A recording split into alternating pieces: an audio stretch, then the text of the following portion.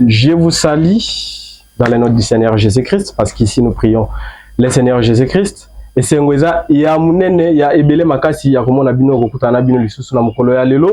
Alors, to lakaki bino eloko moko, promesse oyo biso to kokisi ya kokutana na mutu moko, to ko découvrir yepe to koyeba ye, ndenge pa na biso awe ezalaka to lobaka, nous sommes dans la rencontre de l'ineffable et de l'inédit. Alors, tellement bisoto déplora kaba problème, vous aviez suivi avec nous. Problème tozaki nango autrefois, ya mama Odia, oya lobaki makambo ya mobali na ba empoisonna et il y avait policier moko, soldat moko awanda ekolia ba salaire et tout. Merci mingi na association ya défense des droits humains à Sado o ezui problème wana mais pe ezolandelango déjà. Maître Jean-Claude Katende, en tout cas merci beaucoup pour na accompagnement na yo oyo kibiso tali biso pe ozui likanisipe ozui décision ya kolandela situation ya mama wana kino akozwa gain de cause. En tout cas ça nous rassure encore et ça nous dit que tozo landama avec une attention particulière. Alors lelo na yepe na maître moko aza maître aza pasteur aza activiste aza politologue aza ebele moko ako meka mpe ko limola o nyonso to aza na bengi si epo ayebisa biso parce que ba mama ebele déjà na ONGD levono e bâtissons ya président docteur Elisha Ziralewa Junior oya kambaka plus de 250 mama veuve na kati na bango nyonso to bana ba problème nini ya kobengana na ndako ba problème ya kobotola biloko ya kobotola héritage o papa atiki yango na luki mutu moko o aza mieux placé pona kolobela biso le kamboana Dieu faisant grâce na yako kutana na mutu oyo ako répondre biso na mituna wana nyonso to. Bonjour pasteur. Bonjour Papa Gradi. En tout cas, c'est un makasi à kutana na bino. Ngape lokola, zana esengo makasi parce que namonaka toujours bilili ya musala oyo bosalaka. Ndenge nini vous allez vers les faibles, ceux qui sont abandonnés et je vois comment vous traversez donc vous prenez des fois des routes que les autorités ne connaissent pas, mais vous êtes toujours là parce que vous voulez avoir une proximité avec ceux qui pleurent et ceux qui sont faibles. Vraiment. Et j'ai toujours encouragé vraiment cette action-là et je prie aussi pour ça. Merci beaucoup, papa, en tout cas. Alors, aujourd'hui, nous sommes venus vers vous. Et je pense que cette émission sera bilingue parce qu'il y a des mamans veuves qui nous suivent et j'aimerais que ça soit un peu à lingala pour appréhender, pour comprendre biso malamu et surtout, na o ndenge tozolobela bango wana. Papa, na ye na premièrement, tozolobela makambo ya ba maman veuve. Qu'en est-il selon la loi congolaise pour l'héritage? Ezandenge nini déjà héritage wana? Est-ce que ezalaka décision ya ba proche parents ou bazalaka ba proche ya mobali en fait la famille ya mobali mutu ejéraka soit décidaka sur héritage ou soit eza l'état? Merci beaucoup. Donc je n'ai pas na kobandela komi présenter pour appeler ça qui kombo na ngate. OK. Donc ngai ezali je naza d'abord pasteur Christian Yombo Kalunda, naza le sous maître, donc avocat, parce que na sisi na droit, et puis naza pe makambo ebele ndenge to découvrir yango au fur et à mesure que émission na biso ekosalema. Alors pour rentrer na motuna oyo ba autre côté na ngai pa ndeko na ngai Gradi, je me suis dit quand j'ai suivi émission Yasuka avec maman Odia, ça m'a beaucoup intéressé, mais aussi je veux que ce qui s'habille noté vous dire que aussi moi c'est comme Odia. Oh, donc donc il s'agit pas de moi c'est nangai mais c'est mon code ma maman Oazana Combo il y a moi c'est nangai, voilà pourquoi maman divine Odia na PC ça m'a aussi intéressé. J'ai dit ah tala Odia mususa zole la zo souffrir alors que Odia mususa zali ah. Alors par rapport à Mutuna Oyo papa à Tunibiso papa Gradi que j'aime beaucoup et j'apprécie le travail qu'il fait a posé question ya liboso pour la koyeba mais makamwango Oyo ya Italie héritage ndenge nini ezali organisé ezalaka volonté ya ba proche parents ou volonté na bisika mususu des fois na ba pasteur ba comme ko taper makamwango pour la décider. Finalement on ne sait pas les Kambwango, nani azali na pouvoir ou soit makoki ya ko pesa batu orientation ko la sabatu ndenge nini makambo sengeli et salema. voilà ezali na motu ya makasi parce que c'est un sujet où peut-être ebele bazo yeba yango te pe bazo tiango kate mais c'est un sujet où pe ezali kosa la faiblesse ya bana ebele pe mabota ebele pe par fortiori donc ils ont touché pe le vécu il y a destiné à nation parce que lorsque les enfants se retrouvent abandonnés soit par le fait il y a décès il y a moko na baboti et que bana wana après liwa ya moboti soit papa ou maman va se retrouver sans encadrement, va se retrouver sur la rue. Ces enfants-là, en fait, bah, comme un problème un jour pour la Mboka, pour la RDC. Voilà pourquoi il est plus que important que bah, Oyo Bazali quand même la fardeau. Donc, biso fardeau, na biso tozo bango na zela, ya bango, na ONG na bango. Et biseka, docteur Azali, na salué, j'encourage vraiment le travail qu'il fait. Et c'est ngeli tout, bah, tout expliquer, bah, maman, na bato Oyo Bazali, bah, victime. RDC. Donc, pour être d'abord clair, directement par rapport à mon tour, Makambo héritage et dépendant na ma proche parent ou soit encore na bateau dans la famille. Ok. Makambo héritage ezali mibeko oyo ezali na kati ya mboka na biso oyo se chami oyo sengeli kolanda. Donc na kati ya mibeko wana, je vais parler spécialement parce que na oyo tali biso héritage na ba maman o bazali menacé o bazali abandonné ezali na droit oyo babengi le droit civil na kati ya droit civil tozali na ba partie ebele tozali na droit civil ya livre ya liboso oyo ezali les droits civils des personnes tozali na droit civil oyo ezali kotala makambo lokola ya ba nani nationalité na kati ya makambo ya droit civil tozali na makambo ebele oyo etali ba adoption affiliation et puis la carte toujours il droit civil tozali na makambo oyo ezali organiser le mariage na kati ya RDC et puis pe ndenge nini bato bakoki kokitana na mboka na kati ya mabota nyonso wana ezali na kati ya mibeko na kati ya RDC. Donc pour dire que ba maman esengeli bo comprendre que vous ne devez pas kokanga minoko pe ko c'était lorsqu'il y a une injustice par rapport à bino par rapport à bana na bino et ils ont dépendre de la volonté il y a belle famille peu importe puissance force bakoza anango la loi ezali ko protéger bino mais le problème c'est que loi yango ezali koloba parmi autres bengi ba principes généraux ou soit encore ba loi ou ezali ya fondement à moboko et ba loi ezali koloba que nul n'est censé ignorer la loi. Voilà. Et c'est qu'en fait, ils ont une faiblesse, il y a bateau ébélé. Faiblesse, c'est ignorance. Ignorance, le fait que vous ignorez la loi. Quand vous ignorez la loi, c'est que vous ignorez aussi ma devoir, ma droit, ma obligation. Donc, dans il y a ONG, ma émission, ils allaient pour que ma maman, ma fongo la miso, na banana bango, que non, il y a une loi. Oyo, ils allaient protéger bino, ou ils allaient kolobela bino, ou ils allaient koloba ndengenini. Et c'est lorsque Moboti a confié soit papa, soit maman, héritage, et c'est donc, et qu'on a partagé. Donc, alors, pour répondre justement, donc, être encore très clair, vous allez m'excuser, moi, les Léo Baïko donc, question, moi, qu'on a eu, quand capable de répondre à Moti, il y a un zone de lobby. Mais, d'accord, c'est l'effort pour qu'il y ait un peu, pour qu'il y ait un problème, pour qu'il y ait un orienté. Donc, na kati eloko ya liboso na kati ya makambo tolo ba héritage ezali ko bandaka na héritage te. Ezali ko loba d'abord ko banda d'abord dans le fait que il y a eu mariage. Un mariage a été célébré. Mais sika pe esengeli to fongola miso. D'abord, c'est vrai que chez nous officiellement, le mariage c'est celui qui est fait. Il y a des fois tolo baka 3 types de mariage de façon abusive. Mais vous allez le mariage d'abord coutumier, vous allez conditions de forme, la droit, vous allez le mariage civil devant officier à état civil, vous allez conditions de forme. Ou à l'église, ils ont au fait mariage ils ont des bénédictions nuptiales. Alors, dans le il y a mariage civil, parce que tu as le makambo est allé mobeko, l'État a coquille pour protéger ma maman.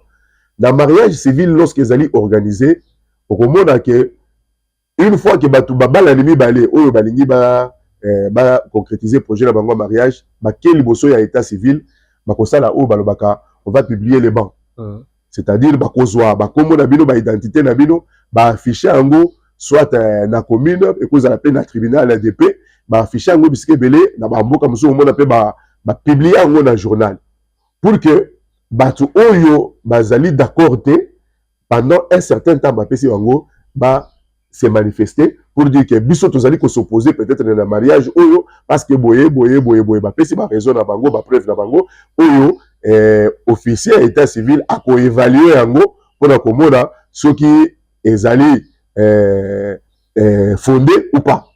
Et ça s'est fait même par la justice. C'est-à-dire que lorsqu'il y a opposition, officier de l'état civil a posé makambo soit un document, dossier à mariage, il y a un moto qui affiché à côté d'un tribunal pour qu'un juge puisse considérer ça comme un dossier, un litige qui est ouvert afin qu'il assemble ça pour qu'une décision soit prise. Mais lorsque mon côté a téléméli mariage, l'État a zali koloba que mariage lorsque ezali célébré, l'État a utilisé le terme balobi opposabilité ya mariage. Donc en d'autres termes pour la batu oyo ba balanaki ba maman et que bakendaki ti liboso ya était officier et liboso à l'État. Tant l'État a célébré mariage na bino terme ya munene beaucoup ki kokanga oyo a utilisé alobi opposabilité du mariage. C'est-à-dire que le mariage est commis opposable et pas ya mutu nyonso. C'est-à-dire que mobile a koki ko changer le sous-souté maloba oyo ye aloba ki liboso ya l'État. Moi c'est pas koki ko changer te. En d'autres termes, ceux qui bango ba koki ko changer te, même famille mibale ya moi si na mobile et koki ko décider et loko le sous-souté parce que mariage on a balobi est commis opposable à tous. Opposable à tous. Voilà les amis mariage na niveau ya état civil. Na niveau ya l'état, tant que mariage on les ali ko salema mingi et posera pas problème mingi te, mais et posera peu problème parce que problème ya ignorance. Ceux qui ont eu ignorance te et ont eu loi ya mauvais côté, famille à mobali ba ko ya na loyenge pe ba menacer yo, ba botoli o ezali ya yo. Mais déjà ceux qui ezali le bosso à l'état couverture les amakasi. Mais ezali na ba mariage mususu o esalemi kaka niveau ya famille. Peut-être besoin qui temps ya kokende l'état te po mboka ezali ko évoluer mingi ba maman tozali ko mona ezali ba oyo ba balanaki na kalawana et que ba maîtriser tellement makambo wana te. Mais même mariage oyo ekendaki liboso ya l'état te mobeko ezali ko pesa yango makoki ya tango ezali ki célébrer la famille bokoki kozwa ba preuve ya mariage dans la famille, c'est-à-dire que ezala ba liste ya dot makambo nyonso na ba kombo ya bato oyo bazalaki même ba photo na ba photo bato nyonso bazalaki lokola ba témoin na jour wana bokoki komema ngo liboso ya l'état pour que ezala enregistré de sorte que tant ezali enregistré et que lorsque litige problème ayé bokoki ko citer bato nyonso bazalaka jour wana ba pesaka dot ils ont été des témoins. S'il te plaît pasteur, si on a comprendre bien c'est que ceux qui bato basuki kaka na niveau ya famille dot quelque chose et tout, il y a aussi un moyen où l'État a quoi enregistrer ba on so ba na état civil. Oui justement, mariage déjà na niveau ya famille, ceux qui vont décider pour le même moto que l'état civil sur côté, mais vous avez le droit ya kozwa ba preuve ya mariage wana bon memi yango liboso ya l'état et ce mariage là est reconnu et enregistré. OK.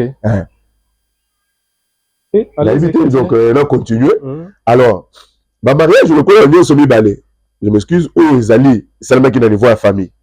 Na o salamaki liboso ya l'état.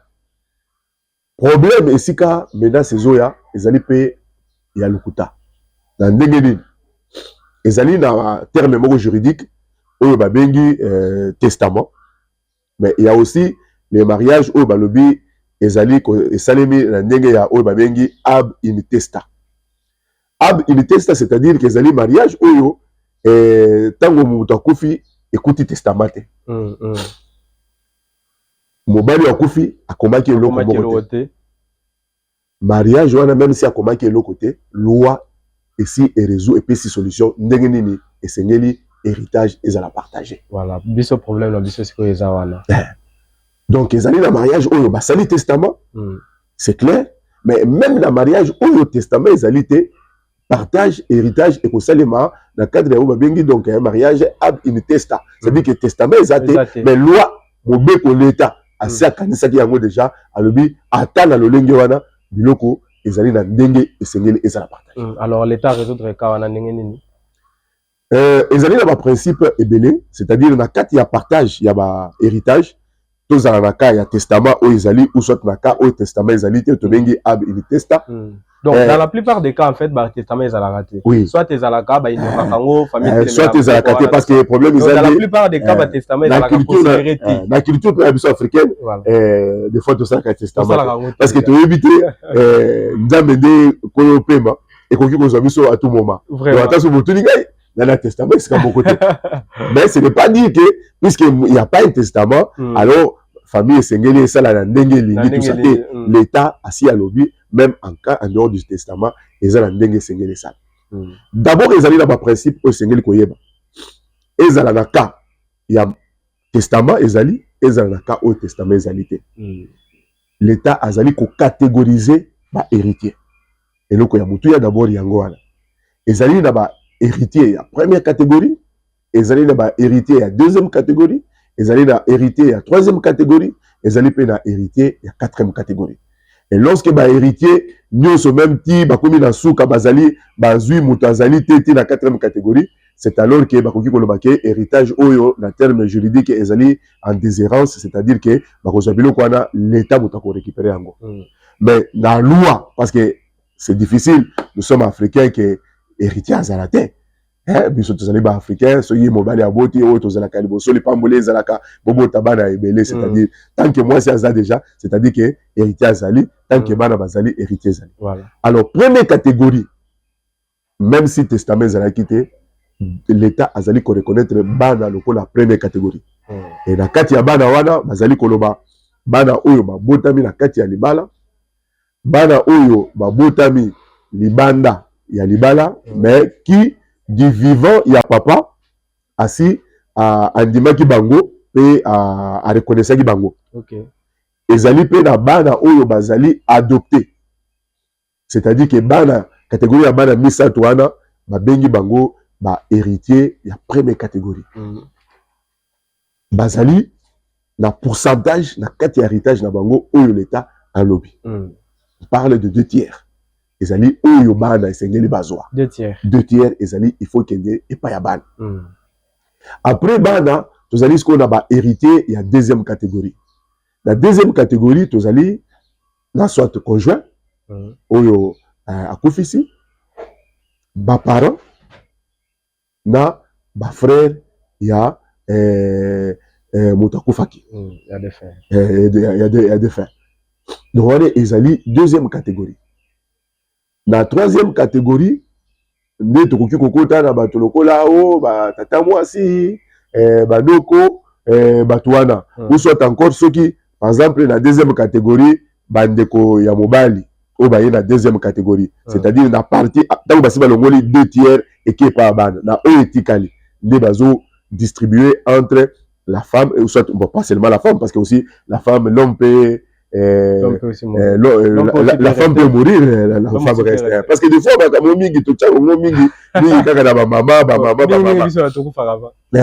mais moi, c'est pas qu'il faut mobile n'article. Ceux qui peuvent famille, moi, si baza puissant, tout ça. Alors, la deuxième catégorie à héritage, où ils allaient soit moi, soit mobile, na ba parents, na bandeko, ya moui, ceux qui bango baza pété. Ils peuvent être représentés par bana na bango. Mais eza la bana na bango va représenter bango nyoso wana bazali ba héritier, il y a deuxième catégorie, c'est-à-dire que héritage ya munene ya 2 tiers ezali ko kendende et pas ya bana. Ezali ko kende et pas ya bana. Deuxième catégorie ne maman, ma parent na ma frère ou ba bengi soit le frère germain ou soit encore où on utilise le terme utérin, tout ça, c'est-à-dire que bah oui, il y a makila, tout ça, tout ça.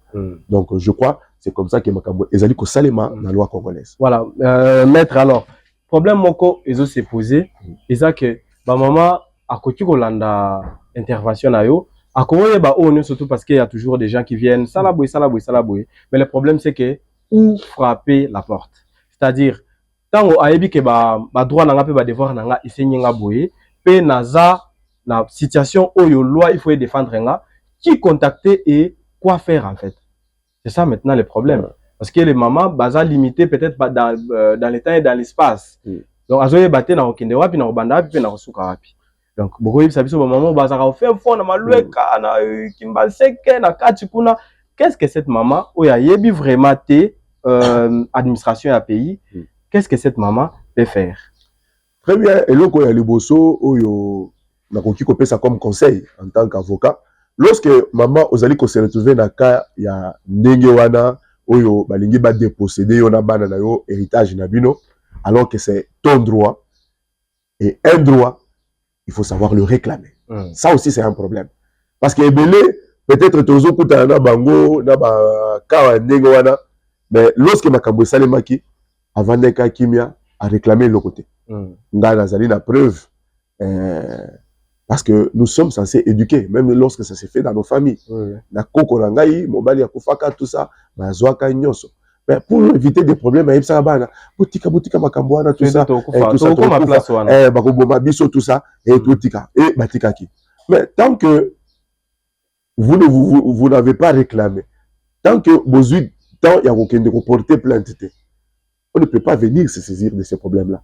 Parce qu'en fait, c'est un problème au finish qui est de l'ordre civil. De l'ordre civil, donc il faut qu'il y ait un plaignant. Mais quand si c'était un problème de l'ordre pénal, là, l'officier du ministère public, donc, il peut se saisir du cas. Mais dans le cas où maman, donc, maman Langaï, et Sengeli, qui est un plaignant qui va réclamer. Alors, pour le réclamer, les alliés n'ont pas voix mi-balé. Ceux qui ont moniqué, ont maîtrisé ma camoyon, tu n'as pas besoin d'être accompagné, tu peux directement porter plainte. C'est-à-dire que devant les tribunaux de paix, parce que nous, ils ont la habilité, ils ont la compétence pour la makambo. C'est-à-dire que même à ta président de la République, ceux qui ont la makambo, ils ont côté là, divorce ou soit encore makambo, il y a le lenguana, même le président de la République, juge naé, naturel, les alliés, tribunal de paix. Mais pour que même un dossier n'a bien avec espoir ya kolonga, les alliés dans ma conseil de recopier ça, c'est-à-dire il faut avoir un avocat. Or, quand on parle d'un avocat, peut-être ici quand on parle d'un avocat, c'est l'argent. C'est-à-dire que nous sommes avocats, dès que comme il a cabinet, ils allaient déjà donc consultation et c'est lui au foot à yango. Et ça quand on m'a bête parce que maintenant un avocat va l'ingimbo tout ça parce que ceux qui ont foot ici yango te là na niveau ya baro bas après il y a ko changa sous discipline. Parce que comment nous travailler sans être payé, sans donc qu'on reconnaisse mon travail et mon droit. De peur que je puisse traiter ton dossier avec beaucoup de légèreté parce que Nazo s'est retrouvé dans Nazo Salango pro bono. Alors c'est comme ça que ceux qui maman ebele le babangaka na mbongo ya kozo avocaté. Très bien. Mais ceux qui ont mbongo kozo avocaté na kati ya baro kaka. Mais si wapi ba avocat bazalaka organisé ezalaka na commission oyo babengaka yango musala ezali kolandela bato gratuitement sans payer. C'est-à-dire ezali na ba avocat oyo donc commission ezali na kati ya baro nyonso et sengeli kende kaka na baro olobi ngai na zaboye na za veve na za moyete tout ça bazali tozali na ba commission na kati kuna ba koyebisa non on va t'affecter ba avocat oyo ba kosamba okufuta bango et l'autre côté. Vraiment ça existe. À part eloko wana peut-être des fois ils alaka okobanda ndenge nini pour koma baro yango pour kuta na avocat yango wana ba ONG ezali kosonga biso lokola ONG oyo tozali kosala les vonu et bâtissons et yo soko kimi pembeni ya ONG wana c'est dire ONG wana akoki kozala une porte pour orienter kopesa conseil kende epa ya mutu songolo kende epa mutu songolo et lorsque peut-être on est toqué dans avocat on va kosamba gratuitement, il y a des ONG des droits de l'homme. Parce que les Cambouana, ils allaient toucher les droits de l'homme. Le fait qu'on vous refuse ce qui vous est dû, votre droit. Bah, ONG a un droit de l'homme et qu'on quitte pour son rabino, pour orienter bino, afin que vous réclamez ONG bino. La Ligue peut appeler ça bino principe avant tout qu'il ne peut-être na makambo mususu na kati ya ba makambo toujours o etali mibeko droit ezali na principe moko oyo balobaka mpona ntina ya droit de propriété c'est-à-dire droit ya sur eloko eza ya yo droit de propriété na mokuse so il faut oloba ngo kolimbo nango na lingala elobi boye mutu azali na makoki ya kolanda eloko oyo ezali ya ye bisika nyonso ezali c'est-à-dire nde toza boye par exemple caméra oyo ezali kosala émission eza ya ngai te ezali ya bandeko na ngai gradi nde baye nango eza ya bango soki nazwi yango nakoti salon droit epesi bango makoki ya kolanda nga na salon so nakoti ti chambre na nga droit epesi bango makoki bakota lelo chambre na nga parce que bazolanda oyo ezali ya bango mama eloko ezali ya yo droit nde epesi yo mobeko ya Congo ezali koreconnaître ke ezali héritage na yo ozali na makoki ya kolanda yango bisika nyonso ezali bisika nyonso ezali. En tout cas, merci beaucoup. En tout cas, Bandeko, je pense que Pasteur Aoutuko Zala vraiment clair dans l'élocution, vraiment trop clair. En tout cas, Pasteur, une fois de plus, merci. Alors, Pasteur, pour te clôturer, te clore Esika Oyo, on a toqué dans côté nayo pastoral. Toza ba Congolais, toza ba Bantu, toza ba Africain. Na ba ka Oyo mingi to bangaka liwa parce que kota mingi bondo. Bon, tellement que fundanga zela homo na bana ba okufa tout ça. En tant que pasteur, quel conseil au bino boko ça juste dans une minute? En tant que pasteur, na conseil au pasteur nous ba kopesa te ba bi mama bondela kaka te zali kamba bondela te faut que la ba droit na yo faut récupérer eloko ezali ya yo. Alors, il faut oyeba eloko moko. Même les lois spirituelles, même les lois naturelles sont soumis à la justice. Sont soumis à la justice. C'est-à-dire que tant que l'eau est ya yo et que mutazo zangona makasi, ce qui m'a mis sur la okiti, ce qu'on réclamait en gros, na zana pouvoir mon côté nikolo na yo. Amen. En fait, ma banque sakande bino. Ma banque sakabino. Parce que banque sakabino parce que là tous en volé ce koyo et n'a pas je parle en tant que pasteur. C'est-à-dire on profite aussi toujours de votre ignorance. Le rôle de l'homme makambo mobeko ignorance des ali ko bomande des ali ko sala ke ba mama et belé bazali ko se retrouver droit na bangote même dans makambo spirituel c'est l'ignorance. Et loko ezaya yo moto ata soka koti ndako nini yankanga ana nguyate ya kosimba yo. Amen. Ana nguyate. Problème c'est que tozala kana ignorance et puis problème mususu c'est que biso moko tango telemi ozali lokolo moko na kati lokolo moko libanda. Yango wana des fois au moins la so basali attaque ezuyo mais soko yebi ke nazali sembo liboso ya Nzambe na makambo oyo ata soki ba kenza ndako nini d'ailleurs yo za prêt ya ko compliquer bango spirituellement c'est-à-dire que muto azui ya yo kutana na mosali na Nzambe ozali ya solo avant na tinda yo kende na tribunal lela liboso ya Nzambe loba maloba okomona ko salem parce que ezali ya yo c'est eza propriété na yo. Voilà, en tout cas, bah, maman Toyoki, Toyebi que Nzambe moko tellement, Nzambe moko déjà azana nos droits, Nzambe moko na nos justice, Nzambe ya justice. Alors, ce que Toyebi que na ba problème na ba ka oyo zanango, oza peut-être na kati ya liwa ya papate, oza peut-être na eloko moko te oyo Nzambe akotangela yo mabunga. Vraiment ko banga te ko réclamer ba droit na yo. Donc ba okota esika na so ba okota ba ozote ndenge pasteur a uti loba. Le pasteur peut appeler ça nasuka appeler ça adresse ya église so yo moni ke ozala ba complication ya boye au contacter pe ata sceptre royal pasteur appeler ça ba adresse ya église sinon on contacter ba pasteur basé belle contacter biso to routine bino ba pasteur ba sala Nzambe là j'ai salé directeur au père spirituel Benas Ushindi na église de Serpen kuna et pas ya apôtre Dieudonné Boamungu ba église eza tellement belle ko accompagner bino na ba prière ba groupe d'intercession ya makasi enfin que ba makambo wana nyo surtout ezala éradiquer. C'est-à-dire, eloko akobanga ezate toza na mibeko na biso. Alors pasteur, toyebi que pays eza na koloba agressé te mais toza na mwa bituma mtie o ezoleka na est. Déjà tozo pesa ba encouragement na biso ya makasi na ba vaillant héros na biso ba FARDC o bazo bundela biso na tuti ozoma sango moko ke territoire ezaki na bibunda kuna na Kaele kuna na Katana e uti kozala lisusu donc ba FARDC a bengani monguna atire mosika pe monguna azu ba perte moko énorme. Alors ba mapinga na biso en tout cas lokumu makasi epa na bino. Alors pasteur tomoni bino pe mikolo boza tout fait tout flamme na kati ya makambo yo na monaki ba image et les kaki bozala qui accompagné na maman divine Odia na mona bino na balabala makolongulu na ba drapeau na yeba kité papa ezalaki pona nini ezalaki pona makambo ya este pour bozaki na ba drapeau tout ça ezalaki pona mamba este alors question na ngeza kutuna juste perception na bino ya situation sécuritaire ya mboka ya situation oyo est-ce que biso ba congolais biso ba jeune congolais le tokoko loba ke tozana comment na assurance wana koloba ke Congo ekozwa elonga to monguna ko continuer ko niata biso ndenga niata biso pendant tous ces 30 années passées.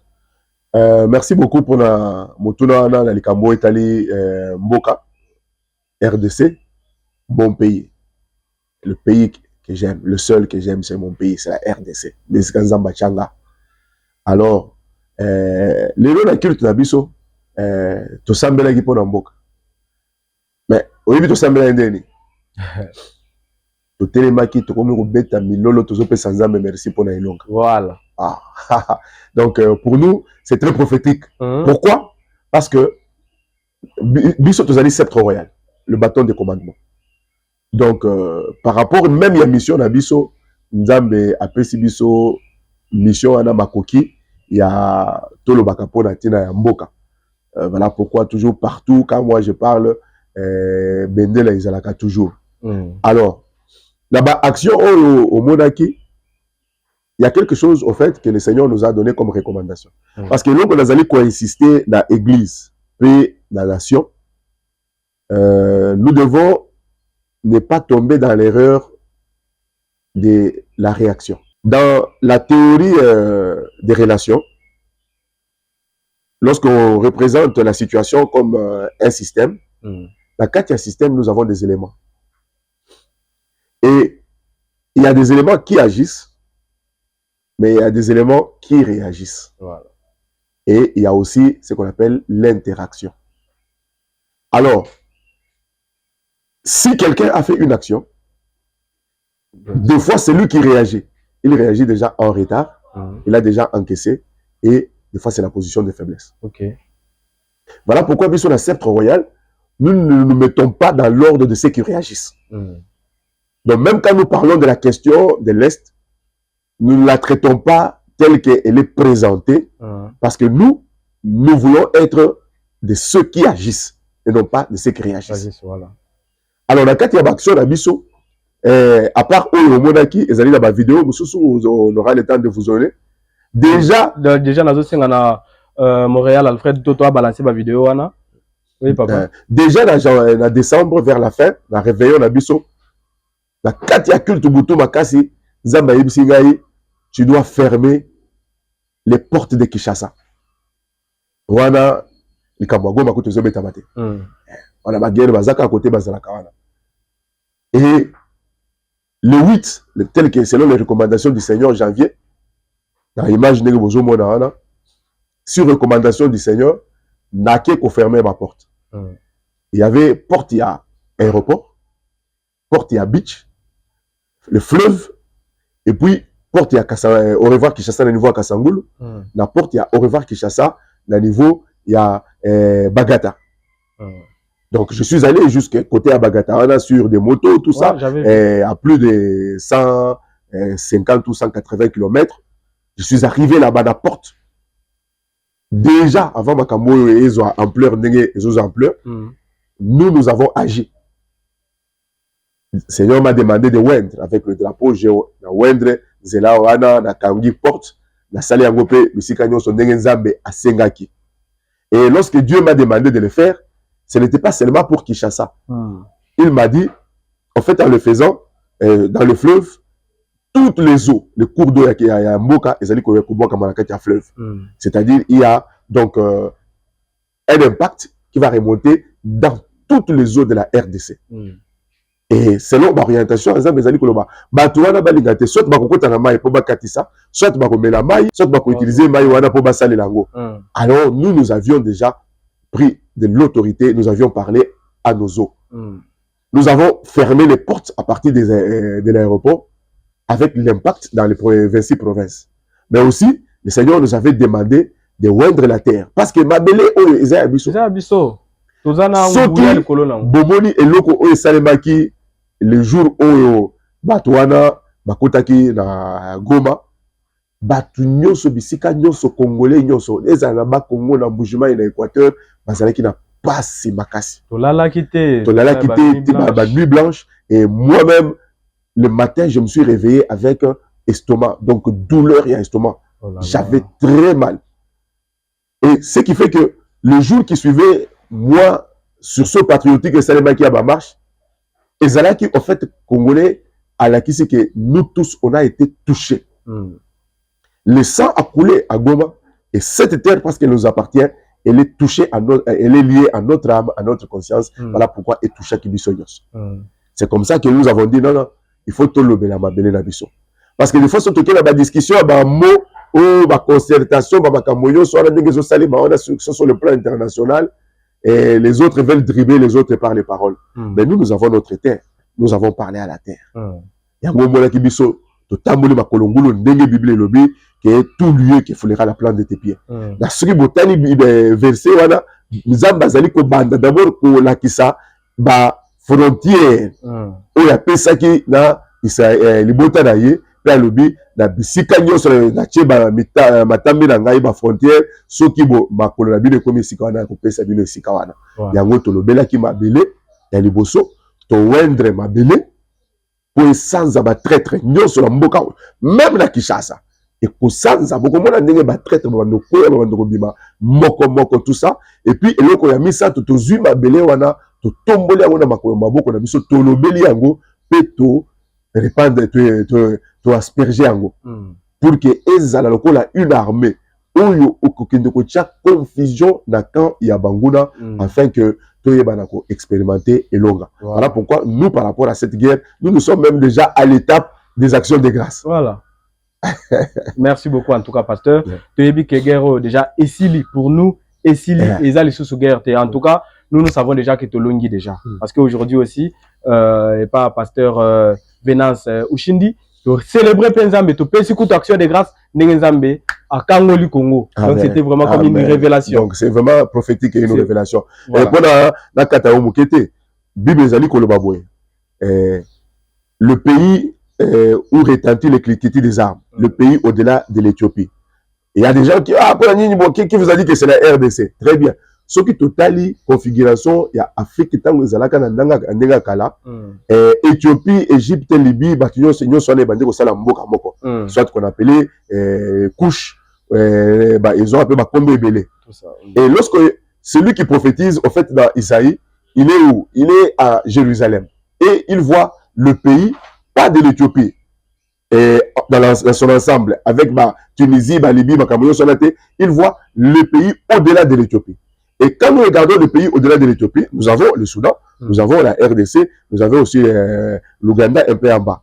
Mais Bible Lobby, ce pays-là, en fait, il est coupé des eaux traversées par des affluents et des confluents et des fleuves. On se retrouve là-bas, Soudan, nous sommes là, ce sont des pays désertiques. Donc c'est la RDC. Bible Lobby, ce pays-là où retentit l'écriture des armes. Surtout le Vito, il y a des armes, des armes qui retentir après Éthiopie.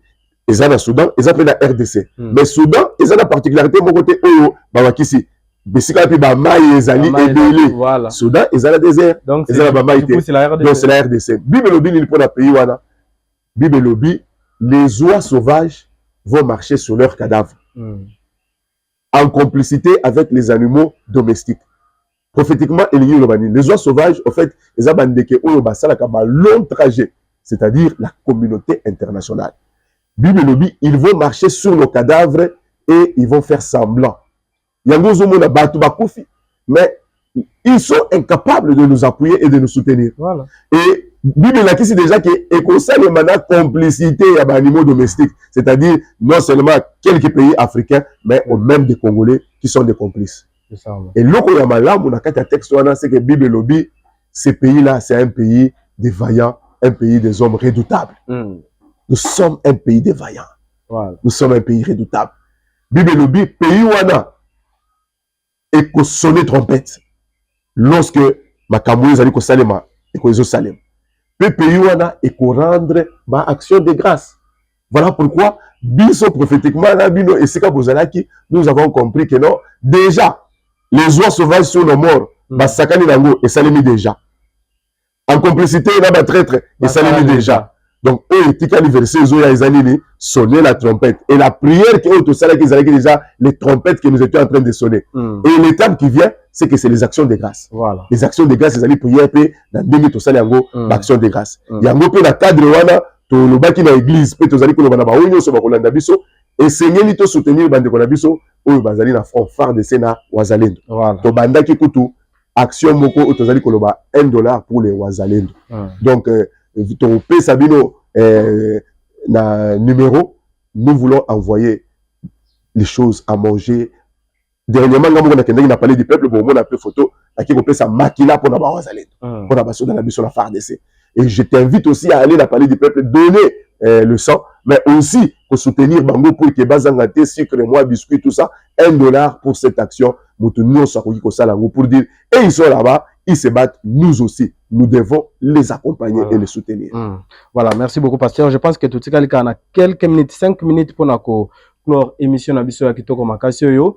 Alors, pasteur, juste dans 5 minutes, tout le monde aux AP visionnaires. Il y a association à Sabi lucratif Moko, comme on a veilleur des nations. Alors, qu'en est-il des veilleurs des nations? Il y a déjà parti politique. Veilleurs des nations, ils ont parti politique, comme un mouvement citoyen, parce que dans une des promesses, où soit encore Malobanzambe à l'Obéla Kinga pour la situation au Congo, dans Monaki Ango, depuis 2019, et on a partagé avec Baninga.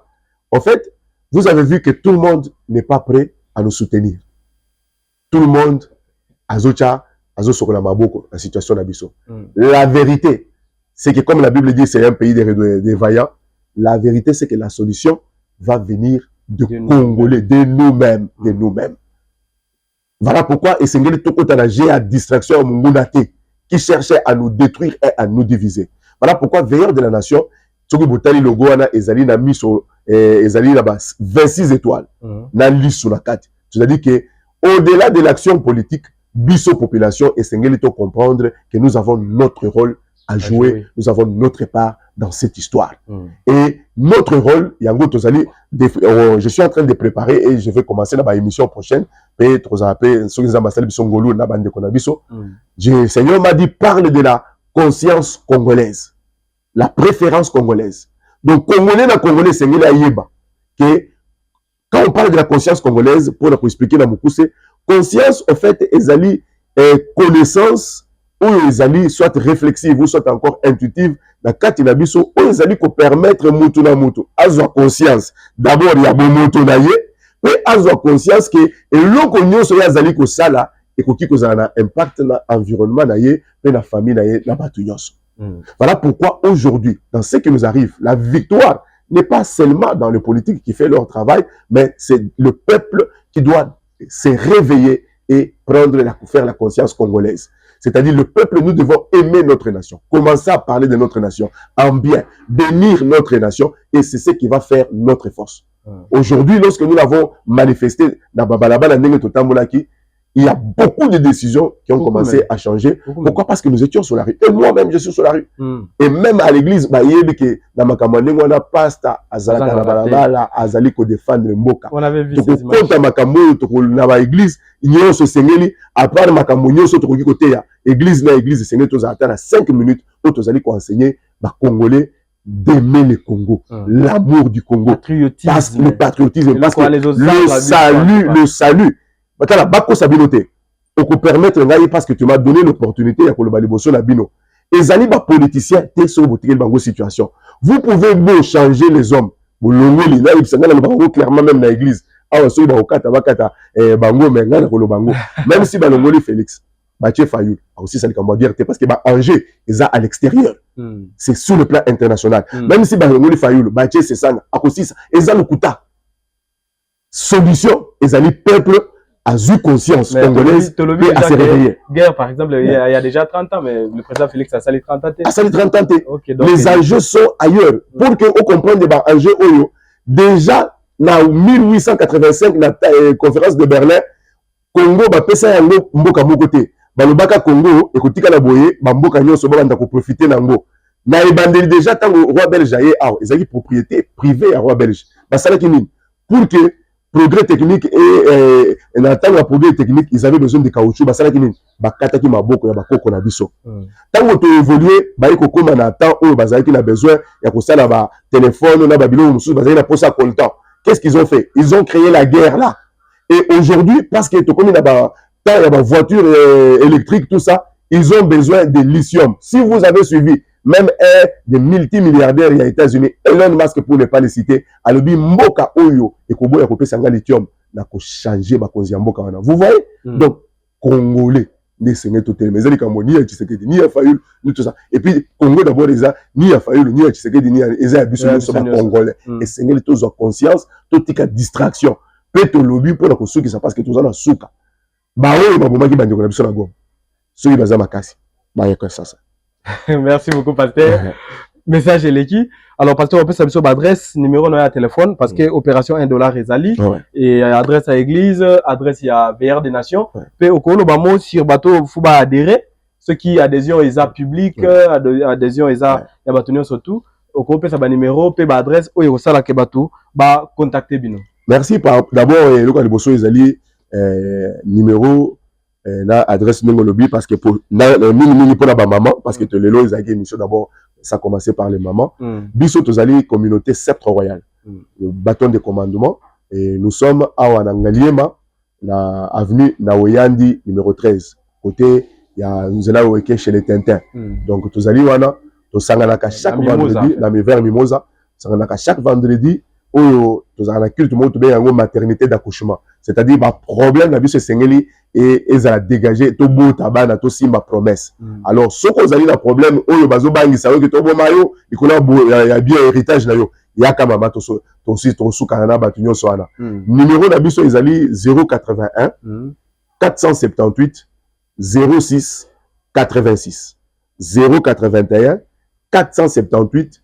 06 86 likambo ya conveilleur de la nation na lingi to participer biso nyonso parce que congolais nyonso il faut télé beaucoup monde ngana ba émission na ba balabala na ba mégaphone na zali koloba parce que Dieu m'a parlé et j'ai la responsabilité c'est une action c'est pas une réaction et pour la des salutations to précis ba wazali ndombote na ba FARDC to zali na sima na bino to lingi bino mingi pour na $1 numéro wana na kopesa yango bako afficher yango pour que ezala kawana parce que nous voulons soutenir nos frères bien aimé et mbonga les na compte na ngate ezwa na numéro wana soko tindi $1 osali capture otindi ngaka capture wana ngana kotinda na ba oyo bazali ko organiser loko wana parce que bazali na contact ya ba wazalendo nyonso ezala na Ituri ezala na Bukavu ezala na Goma pour que mbonga wana ekomela ka bango bazanga kata maite bazanga ka sécurité pour que ba défendre l'école elonga Eza biso, vous allez Kenya, vous payez ma Christ, passez votre temps à rendre grâce à Dieu. C'est ça, si vous avez besoin d'un message prophétique. Voilà. En tout cas, pasteur Ezaki, réel plaisir na biso. De Luka qui bino moi mingi. En tout cas, merci vraiment pasteur pour faire le biso ba porte pour tokuta na bino. C'est vraiment l'honneur vraiment Eza biso. Ya okuta na bino. Alors je sais pas si bozana batumi balemisa tu yako pesa mbote. Mon dédicace. Donc, Mabanga. La Pessi, église, bataillon, ça s'accepte royal mbote. Mais la Pessi, congolais, son mbote. Merci beaucoup. Merci. Alors, c'est ici que nous mettons terme à cette émission. En tout cas, je sais que ça a été chaud. En tout cas, merci Nabino surtout bozo partager biso. Merci Nabino bozo commenter biso. Merci bozo tala biso. En tout cas, tous évoluer de gloire en gloire. On a Pessi mbote belé na équipe Nabiso. Lèvons-nous, association sportive, lèvons-nous et bâtissons. Pour la moni, les grands goals, Igo Mambote, les grands goals de l'AS LNB. La Pessimbote, la présidente, mon boss, Elisha Junior, ya Mama Dodo. Joyeux anniversaire, Mama Dodo, Lelo dimanche, Eza anniversaire na yo. Joyeux anniversaire, Mama Dodo Munyangi Atochi. En tout cas, Mbote Belé, la pasteur Venas Ushindi, kuna la Mama Sarah la Rose Binti. Na Pessimbote Belé, et pas na famille Biaï, na Pessimbote Belé, na Isaac Kaninda, na Pessimbote Belé, na Mninga Nanga, Priscille Mbongo Bangwangu, na Pessimbote Belé, na grande sœur Nanga, Evelyne Pepa, pe na Baninga Nanga, surtout na Pessimbote na DG Ozengolo, le cadet des journalistes, na Pessimbote na DG Eric Kabamba. En tout cas, tout mon ami, prochainement, pasteur, merci beaucoup. Merci beaucoup.